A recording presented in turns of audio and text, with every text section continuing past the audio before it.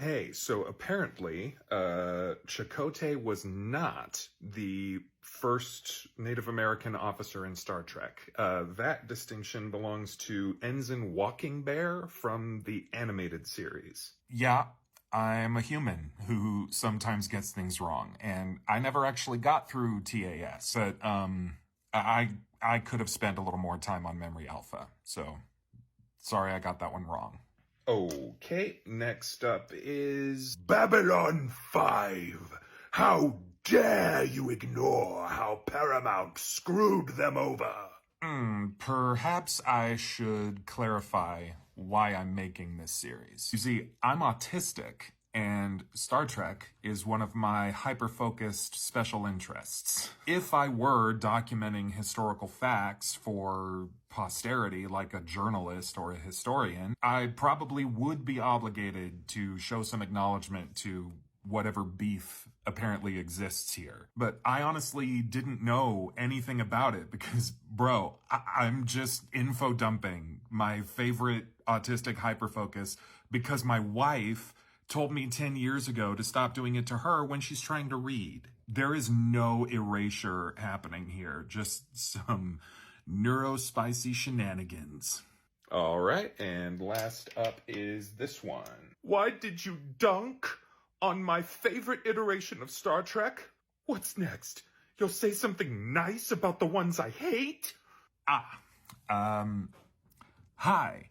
Welcome to being the very point that I'm trying to make here. And now, in order to practice what I preached at the end of part 1, I am now obligated by that implied verbal contract to tell you to shut up. Now we return to our regularly scheduled programming. Look, the reason I wanted to have this conversation in the first place is so I could understand why Trekkies fight about Star Trek.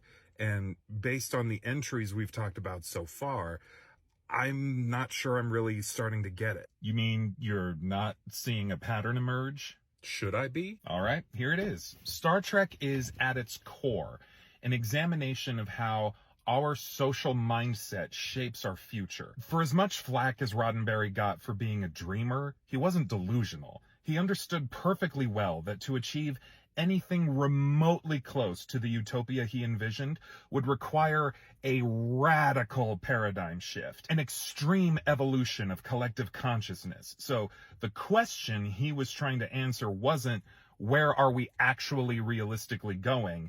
It was, what would it take for us to get there? And his answer to that question was first contact with extraterrestrials, specifically the Vulcans. Okay, so why did he clash so much with Rick Berman, Nicholas Meyer, and the rest? Because they were asking whether a shift like that was even possible to begin with. They agreed that first contact would change us, but not to the point that we transcend our current nature.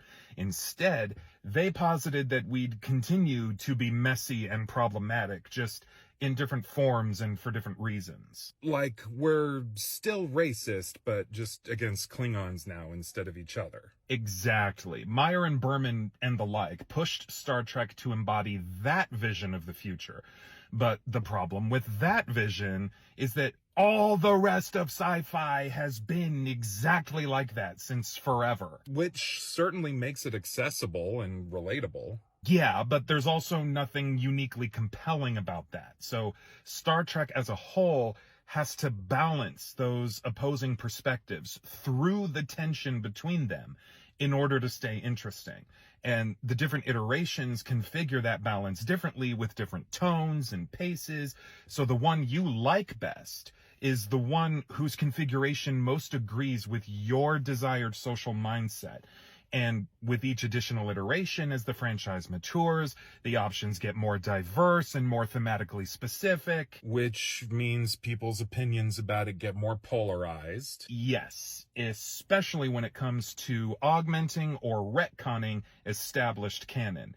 Which brings us to our first prequel series, Enterprise. Oh, this is one of them ones, isn't it? The last two were contentious, but girl, my body is ready.